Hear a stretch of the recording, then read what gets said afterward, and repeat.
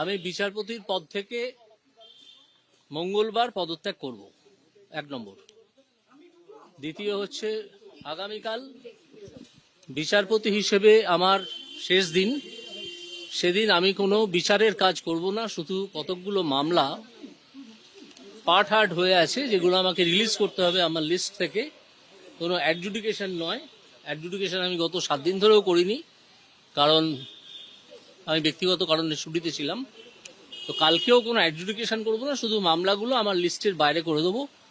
দিয়ে পরশু দিন আমি চিফ জাস্টিস, আমাদের হাইকোর্টের চিফ জাস্টিসকে মৌখিকভাবে জানাবো, এবং পরশু দিন আমি ভারতের রাষ্ট্রপতিকে চিঠি লিখে জানিয়ে দেবো। এবং সেই মুহূর্ত থেকে, যে মুহূর্তে আমি চিঠিটা পোস্ট করব, সেই মুহূর্ত থেকে আমার রেজিগনেশন কার্যকর হবে। এটাই কনস্টিটিউশন এবং কনস্টিটিউশন লয়ের প্রভিশন। সেইটা মঙ্গলবার হবে। তারপর আমি আপনাদের সব প্রশ্নের উত্তর দেবো মঙ্গলবার 1:30টার সময় কোর্টে মাস্টারদা সূর্য সেন মূর্তির নিচে আমি আসব। আপনাদের সব প্রশ্নের উত্তর সেদিন দেবো। মাস্টারদার যে ফাঁসির অর্ডার হয়েছিল, সেই ফাঁসির অর্ডার সই করেছিলেন একসময় হাইকোর্টের জজ। তিনি ব্রিটিশ ছিলেন, ক্ষুদিরামেরও তাই ওই দুটো মূর্তি, যে হাইকোর্ট যে ভুল করেছিল, একটা স্বাধীনতা সংগ্রামীকে এইভাবে ফাঁসি দেওয়ার উচিত হয়নি।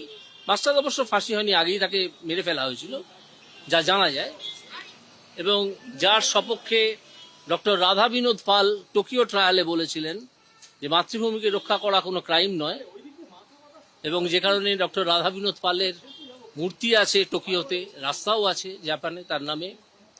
একজন বাঙালি মাথা উঁচু করে সে কথা বলে এসেছিলেন। আমি সেই জন্যেই মাস্টারদাকে প্রণাম জানিয়ে মাস্টারদার পায়ের তলায় দাঁড়িয়ে এই কথাগুলো বলতে চাই। এবং আপনাদের যে অকুণ্ঠ সমর্থন আমি আমার কাজের সময় পেয়েছি, আমি মিডিয়ার কাছে ঋণী। মিডিয়া যেভাবে দুর্নীতির বিরুদ্ধে কথা বলে গেছে ক্রমাগত, এবং তাতে আমার কাজের যে সমর্থন আমি পেয়েছি, তার জন্যে মিডিয়াকে আমি প্রণাম জানাতে চাই।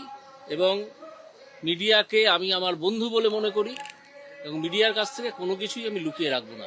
শুধু আমাকে 2 দিন সময় দিন, সোমবারের পর মঙ্গলবার 1:30টার সময়। 7 তারিখে কিছু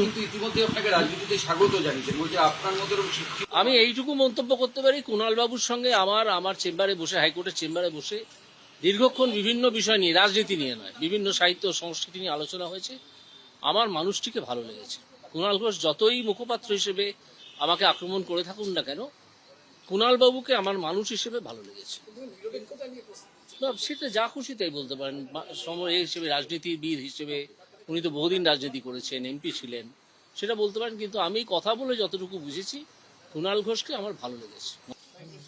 আমি আবার মিডিয়ার কাছে আমার কৃতজ্ঞতা জানাচ্ছি। আপনারা দুর্নীতির বিরুদ্ধে যেভাবে রুখে দাঁড়িয়েছিলেন, এখনো দাঁড়িয়েছেন, তাতে আমি সত্যিই অত্যন্ত কৃতজ্ঞ আপনাদের।